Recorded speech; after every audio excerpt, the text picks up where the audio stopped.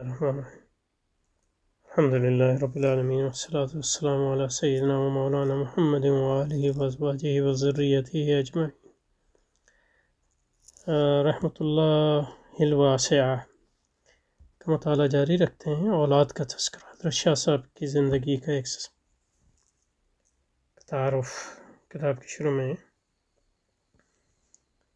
حضرت مصنف کے برادر محترم کی تحریر ہے یہ، تو آدھی پچھلی بار دیکھی تھی، تو آج جو ہے یہاں سے اس کو شروع جاری رکھتے ہیں انشاءاللہ۔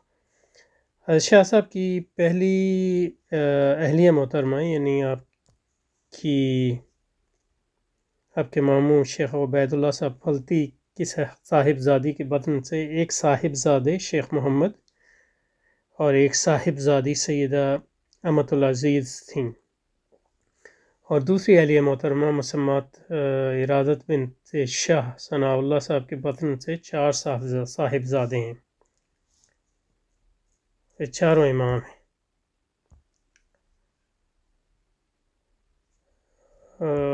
سب سے بڑے جو ہیں شاہ عبدالعزیز محدث دہلوی ہیں، جو شاہ صاحب کے علوم کے وارث، اور انہی کے ذریعے آپ کا سلسلہ جو ہے تمام ہندوستان کے علماء کو جو ہے، اور ہندوستان اور پاکستان اور بنگلہ دیش اور ایران، بلوچستان جو ایران کا حصہ ہے، یا افغانستان، سب کو حاوی ہے آپ کے، اور یہ آپ کے ذریعے ہی چلتا ہے بنیادی طور پہ۔ شاہ عبدالعزیز محدث دہلوی کے شاہ رفیع الدین اور شاہ عبدالقادر بھی امام ہیں، اور شاہ عبدالغنی بھی، کیونکہ ان تینوں حضرات کی عمریں زیادہ نہیں، زیادہ عرصے زندہ نہیں رہے، تو ان کا جو کام جو ہے وہ زیادہ حضرت شاہ صاحب کا کام جو ہے شاہ عبدالعزیز محدث دہلوی کے ہی ذریعے آگے پھیلا ہے، گو کہ حضرت شاہ رفیع الدین اور شاہ عبدالقادر دونوں نے اردو میں قرآن کے ترجمے کیے، اور پھر شاہ عبدالغنی صاحب تھے۔ تو یہ چاروں امام، اور شاہ صاحب شاہ اسماعیل شہید کے والد محترم ہیں، شاہ اسماعیل شہید خود ایک امام۔ تو جو پچھلی بار کہا کہ شاہ صاحب کی امامت کی، شاہ صاحب کی تجدید کی جو اہمیت ہے وہ یہ ہے کہ آپ کا پورا خاندان اس تجدید میں شامل ہے، اس لیے آپ کا جو کار تجدید ہے وہ ایک جاری و ساری کار تجدید ہے۔ شاہ عبدالعزیز محدث دہلوی، اور پھر شاہ اسحاق محدث دہلوی اور شاہ اسماعیل شہید کے ذریعے آپ کی تجدید کے مختلف جو پہلو ہیں، مختلف ہندوستان کے جو مختلف سلسلے ہیں، ان میں جاری و ساری ہیں۔ شاہ صاحب کی وفات کے بعد شاہ عبدالعزیز صاحب آپ کے جانشین ہوئے اور اپنے تینوں بھائیوں اور شاہ اسماعیل شہید کی تربیت کی، مگر تینوں بھائی شاہ عبدالعزیز محدث دہلوی کی حیات میں وفات پا گئے، اور مولانا اسماعیل شہید بعد میں سکھوں سے لڑتے ہوئے اپنے پیر و مرشد سید احمد بریلوی رحمۃ اللہ کے ساتھ شہید ہوئے۔ یہ سب حضرات اپنے زمانے میں علم و فضل کے آفتاب و مہتاب اور نامور فضلاء تھے۔ ذالک فضل اللہ یؤتی من یشاء واللہ ذو الفضل العظیم۔ تو یہ شاہ صاحب کی تجدید کے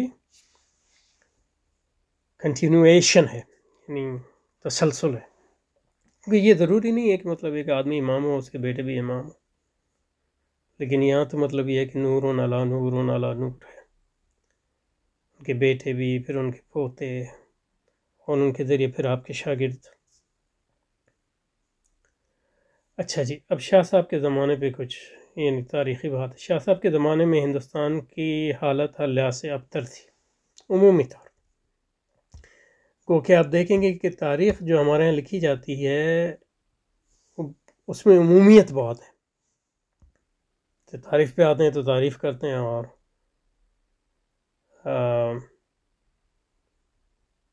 دوسری طرف جاتے ہیں تو مطلب یہ ہے کہ بالکل اس میں بھی ایک انتہا پسندی پہ چلے جاتے ہیں،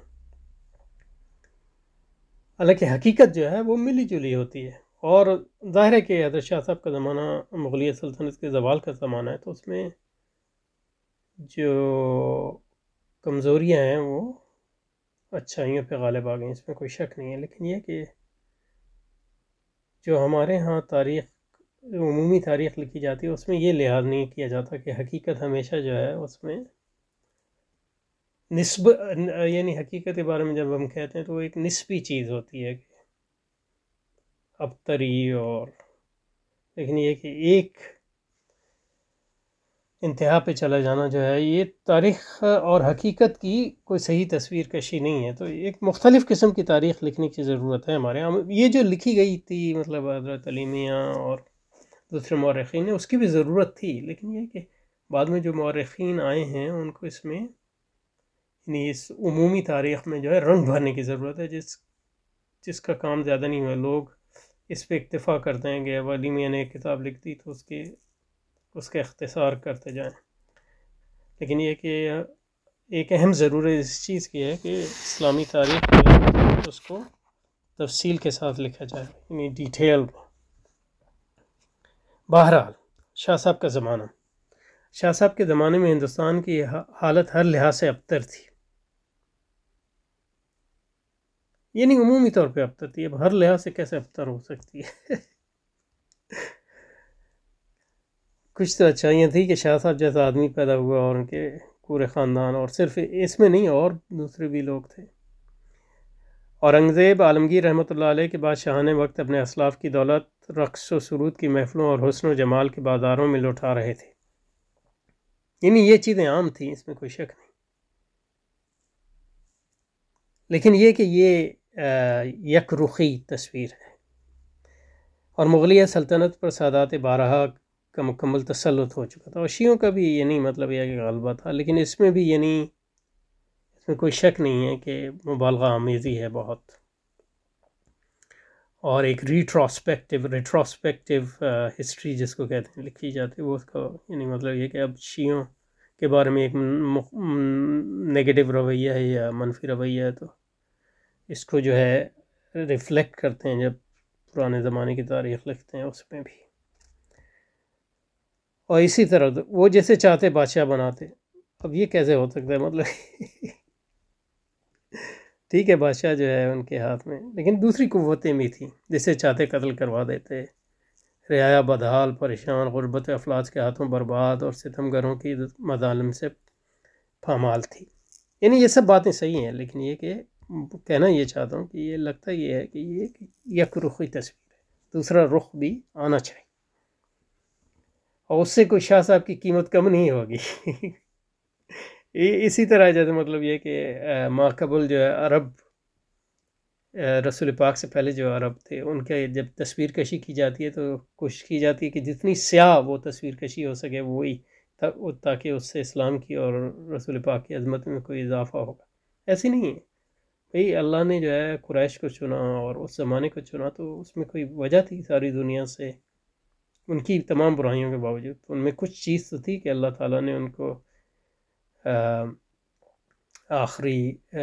اپنے آخری پیغام کے لیے جو ہے ان کو چنا. بہرحال عوام کی اخلاقی حالت نہایت درجے گری ہوئی تھی، اور دینی اعتبار سے مسلمانوں کی حالت ناگفتہ تھی. حضرت مولانا سید سلیمان صاحب ندوی کو دستور کے الفاظ میں اس وقت ہندوستان کا یہ حال تھا کہ مغلیہ سلطنت کا آفتاب لب بام تھا، مسلمانوں میں رسوم بدعات کا زور تھا، جھوٹے فقراء اور مشائخ اپنے بزرگوں کی خانقاہوں میں مسندیں بچھائے اور اپنے بزرگوں کے مزاروں پر چراغ جلائے بیٹھے تھے. مدرسوں کا گوشہ گشہ منتوں کے حکمت کی ہنگاموں سے پرشور تھا. اب یہ دیکھیں کتنے مدرسے تھے اس زمانے میں. مدرسے تو ایک بات کی چیز ہے، میں یہ نہیں کہہ رہا کہ مدرسے نہیں تھے، لیکن یہ کہ مدرسے جو ہے وہ کوئی عمومی اسلامی ادارہ نہیں تھا مغلیہ سلطنت میں. فقہ اور فتاوی کی لفظی پرستش ہر مفتی کے پیش نظر تھی. مسائل فقہ میں تحقیق و تدقیق مذہب کا سب سے بڑا جرم تھا، اور عوام تمام خاص تک قرآن پاک کے معنی اور مطالب اور حدیث کے احکام اور ارشادات و فقہ کے اسرار اور مسائل سے بے خبر تھے. تو اب یہ یک رخی دیکھیں نا، یعنی حضرت سید سلمان ندوی صاحب جیسے بڑے عالم اس طرح کی، تو مطلب اس کو ہم یوں رد تو نہیں کر سکتے، لیکن حقیقت یہ ہے کہ اب ہم نے جو اس وقت تک پڑھا ہے، یعنی شاہ صاحب کے والد صاحب قرآن کا درس دیتے تھے، تو کچھ نہ کچھ تو قرآن سے تعلق تھا، کم از کم ان کے گھرانے میں تھا. اور یہ کیسے ہو سکتا ہے کہ صرف انہی کے گھرانے میں تھا اور پورے ہندوستان میں کہیں نہیں تھا؟ تو یہ وہی بات ہے کہ مطلب شاہ صاحب کی عظمت کو ثابت کرنے کے لیے جو ہے، یعنی لگتا یہ ہے کہ لوگ یہ سمجھتے ہیں کہ جب تک جو ہے ہندوستان میں مسلمانوں کی حالت کی جو ہے بدترین تصویر کشی نہ کی جائے، اس وقت تک شاہ صاحب کی عظمت جو ہے عیاں نہیں ہوگی.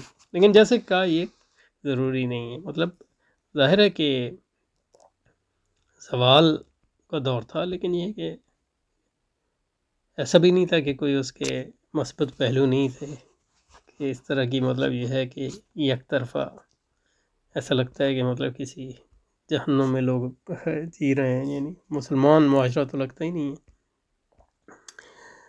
بہرحال اصلاحی اور تجدیدی کارنامے سے دیکھیں نا، اب اس بیک ڈراپ میں جو ہے بتائیں گے کہ شاہ صاحب نے کیا کیا. تو لگتا یہ ہے کہ مطلب یہ کہ سوچ اس میں یہ ہے، یعنی اگر ایکسپلیسٹ وہ سوچنا بھی ہو تو مطلب امپلیسٹ سوچ یہ ہے، یعنی مضمر یہ ہے اس میں کہ جب تک ہندوستان کی حالت کو بدترین حالت نہ ثابت کیا جائے، شاہ صاحب کی عظمت جو ہے صحیح ظاہر نہیں ہوگی. لیکن یہ کہ میرے خیال میں اس کے بغیر بھی شاہ صاحب کی عظمت کو ثابت کیا جا سکتا ہے. اس کے لیے مطلب یہ ہے کہ یک رخا جو ہے منفی تصویر کشی کی ضرورت نہیں ہے میرے خیال میں. اور ہمیں ایک ایسی تاریخ اپنی لکھنے کی ضرورت ہے جس میں جو ہے تمام پہلو جو ہیں اور جو تفصیلات ہیں آئیں، اور جس میں اچھائیاں بھی ہوں برائیاں بھی ہیں. یہ ہر معاشرے میں اسی طرح ہوتا ہے. حرمین شریفین سے مراجعت کے بعد آپ نے مسلمانوں کی یہ صورتحال دیکھ کر ان کی اصلاح کی طرف کامل توجہ فرمائی. اس زمانے کے طریقہ تعلیم اور نصاب کو بدلا.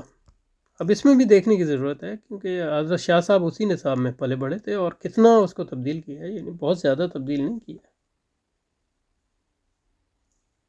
اب لوگ اس بات کو دہرائے جاتے ہیں کہ انہوں نے نصاب کو تبدیل کیا ہے. ٹھیک ہے تبدیل کیا، لیکن یہ تبدیلی تو ہر زمانے میں تھوڑی بہت آتی رہتی ہے، لیکن کوئی جوہری تبدیلی نہیں فرمائی. میرا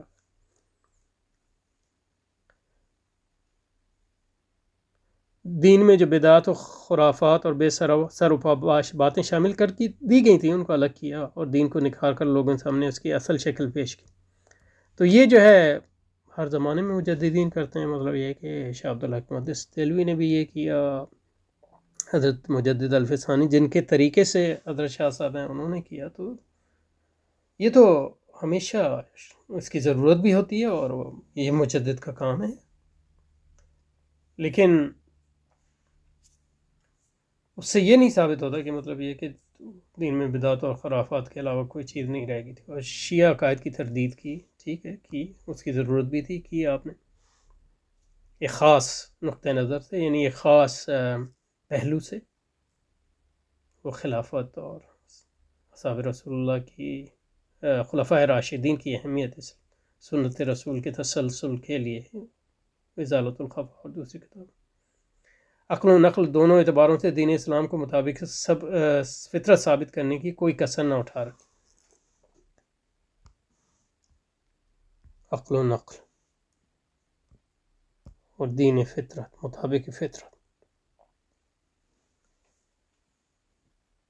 یہ بھی کام کوئی نیا کام نہیں ہے، یہ کام علماء ہمیشہ سے کرتے آئے ہیں. اور اس کی ضرورت یہ ہے کہ عقل اور نقل اور فطرت کے تصورات بدلتے رہتے ہیں. تو اس لیے ہر زمانے میں ہر مجدد کو نئے سرے سے اس میں اس پہلو کو جو ہے نکھارنے کی ضرورت ہوتی ہے. اور شاہ صاحب نے بھی یہ کیا، اور اس سے پہلے علماء نے بھی یہ کیا اور بعد میں بھی کیا. شاہ صاحب بہت بڑے عالم ہیں، انہوں نے جو کیا اس کی عظمت بہت زیادہ ہے. لیکن یہ نہیں کہ کوئی ایک اچھمبے کا کام. اجمی تصوف، غیر اجمی تصوف بھی ہے کوئی. ہم اجمی ہی رہ رہے ہیں تو ہمارا تصوف بھی اجمی ہوگا، ہماری فقہ بھی اجمی ہوگی. تو یہ جو عجم شاہ صاحب کے ہاں بھی ہے اس میں، لیکن یہ جو عربیت ہے، عربزم، پھر دیوبندیت میں بھی یہ آیا. گو کہ اس میں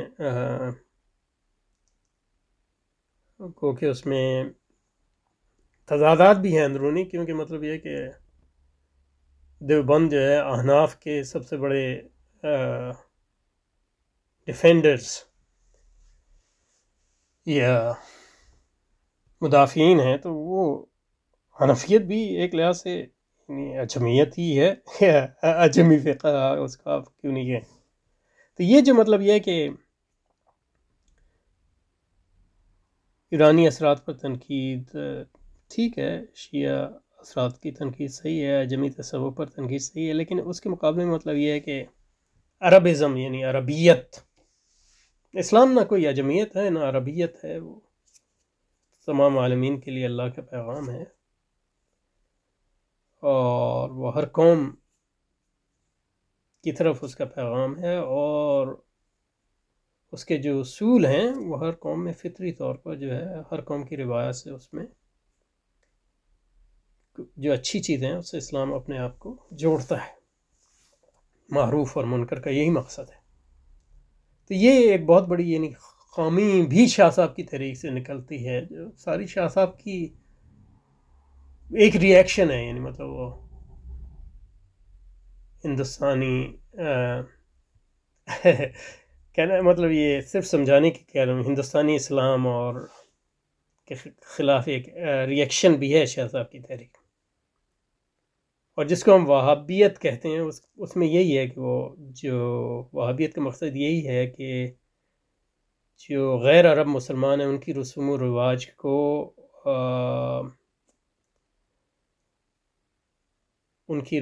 رواج کو شک کی نگاہ سے دیکھا جائے، اور ان کے اسلام کو بھی شک کی نگاہ سے دیکھا جائے. تو یعنی رسوم و رواج کی تطہیر پہ تو کوئی اختلاف نہیں ہے، لیکن یہ کہ رسوم و رواج جو ہمارے رسوم و رواج ہیں ہندوستان میں، پاکستان میں، یعنی اس زمانے میں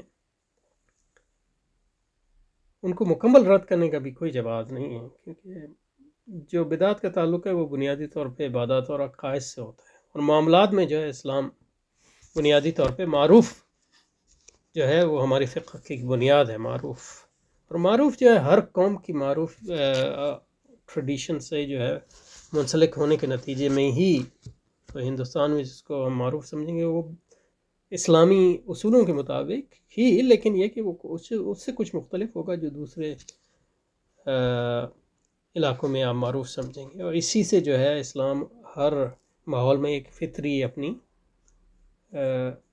اظہار کرتا ہے، اور اس فطری اظہار کا جو اظہار تاریخی طور پہ ہوا ہے وہ فقہ حنفی میں ہوا ہے، اور تصوف میں ہوا ہے، اور دوسری چیزوں میں ہوا ہے، اور اس کا مطلب یہ نہیں ہے کہ وہ ان چیزوں میں کوئی بدعت اور خرافات نہیں ہیں، لیکن اس کا مقصد یہ ہے کہ وہ بنیادی طور پہ اسلام ہی کی ایک تشریح ہے، اور اس میں جو بدعت اور خرافات آتی ہیں وہ ہر زمانے میں علماء جو ہے اس کو تطہیر کرنے کی کوشش کرتے ہیں، یا ان کو کرنا چاہیے، اور شاہ صاحب کا بھی بنیادی کام یہی تھا.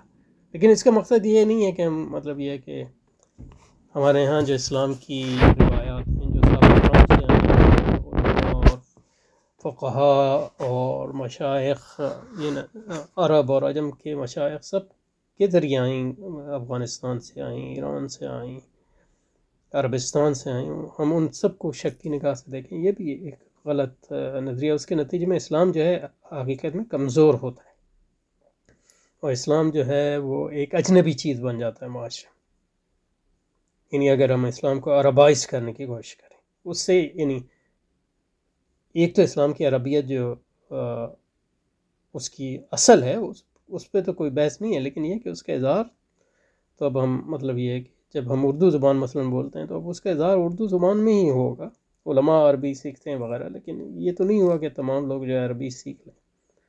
اگر یعنی عربی بول لیتے تو وہ ٹھیک ہوتا، وہ اس سے بہتر ہوتا، لیکن اب نہیں ہے. تو اس کا مطلب یہ کہ اب اردو زبان جو ہے وہ اسلام کے اظہار کا ایک ذریعہ ہے، تو اس کو اسلام کے مخالف اگر ہم اردو کو چھوڑ دیں تو وہ اسلام کی مخالف زبان بن جائے گی. تو اسی طرح اگر آپ فارسی کو چھوڑ دیں، اسی طرح آپ تصوف کو چھوڑ دیں یا فقہ کو چھوڑ دیں، وہ بھی اسلام مخالف طریقے بن جائے. تو وہ اسلام کے اظہار کے طریقے ہیں، کوئی اردو زبان اسلام کے اظہار کا طریقہ ہے، فارسی زبان اسلام کے اظہار کا طریقہ ہے، فقہ جو ہے اسلام کے اظہار کا طریقہ ہے، عجمی تصوف اسلام کے اظہار کا طریقہ ہے، اور ہمارا ایک خاص نظام ہے، نصاب ہے جس کی ایک تاریخ ہے، اور جس میں تاریخ کے ساتھ تغیر بھی ہوا ہے، لیکن یہ کہنا کہ وہ نظام جو ہے، وہ نصاب جو ہے وہ بالکل ہی بیکار تھا، تو اسی نصاب کو پڑھ کے شاہ صاحب بھی بنے. مطلب یہ کہ عربستان تو 1 سال ہی رہے، وہ 30 سال تک تو یہیں پڑھاتے رہے اور سب عالم بن کے وہاں گئے، تو وہ کہاں سے آیا تھا؟ تو یہ میں آپ کو مطلب ایک دوسرا نقطہ نظر دے رہا ہوں، تاکہ جو مصنف کا یہاں نقطہ نظر ہے اس کے ساتھ مل کے ایک زیادہ جو ہے بیلنس اور متوازن تشریح اور اسسمنٹ جو شاہ صاحب کے کام کا ہے اس کی طرف جو ہے ہم آ سکیں. اور اس کتاب کو پڑھنے کا ایک بڑا مقصد یہی ہے. عجمی تصور اس کی بے سروپا باتوں کو خوب رد کیا. ہمارے ہمیشہ ہوتا رہا ہے مطلب لیکن تصوف تو عجمی ہے کہ ہم لوگ عجمی ہیں تو غیر عجمی تصوف کہاں سے لائیں گے؟ یہ ہے کہ مطلب یہ کہ اس کی بنیاد اسلام ہے، احسان ہے.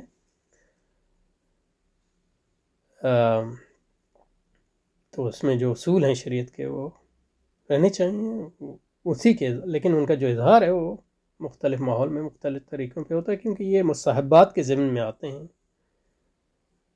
ان میں کوئی چیز بھی جو ہے فرض یا واجب نہیں ہے. بہرحال عجمی تصوف کی بے سرابہ بات کو خوب مختلف مخالف کے لوگوں میں ہنگامی اور اتفاق کرنے کی بھی بھرپور کوشش کی.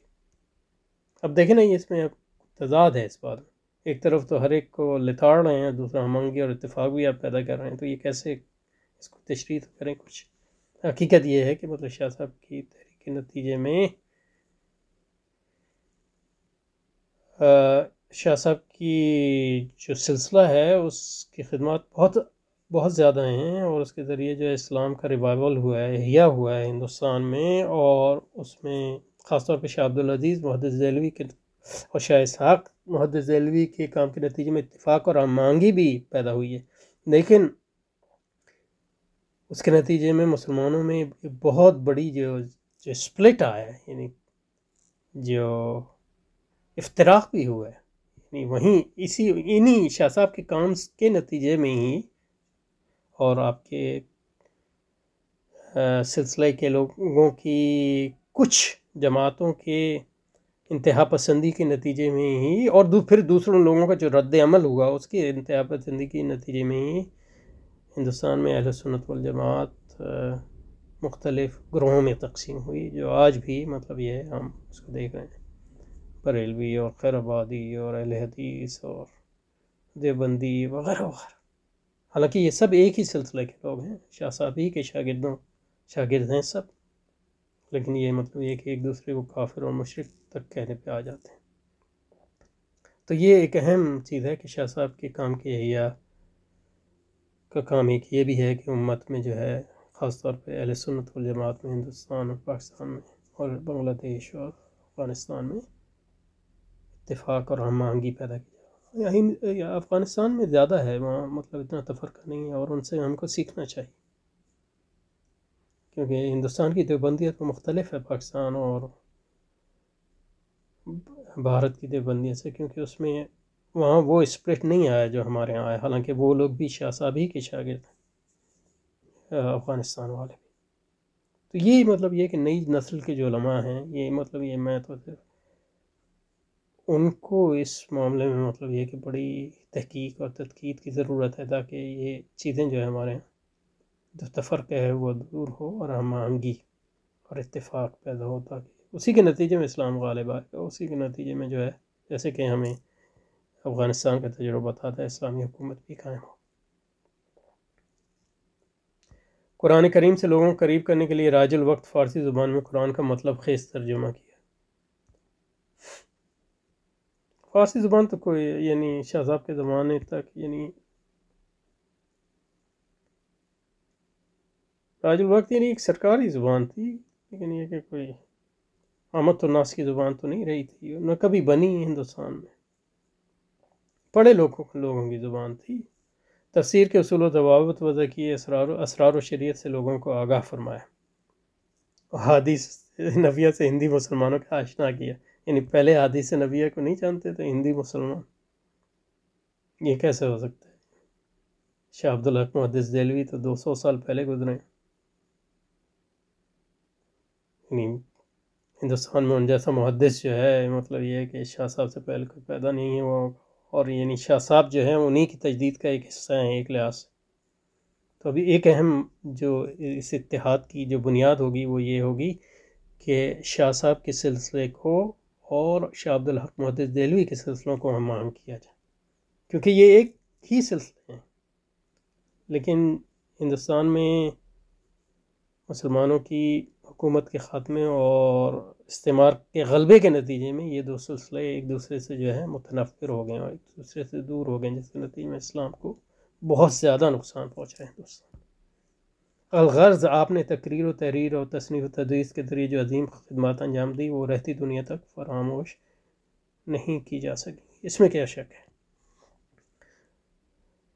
اچھا جی، اب یہ مشہور تصانیف کا تعارف ہوگا تو اس کو الگ سے لیں گے، دیکھیں اس میں اگر زیادہ نہ ہو تو پھر لے لیتے ہیں، لیکن اگر لمبا ہے تو پھر اس کو الگ سے لیں گے انشاءاللہ۔ نہیں، اس کو انشاءاللہ الگ سے لیں گے، تصانیف کو انشاءاللہ الگ سے لیں گے، اور پھر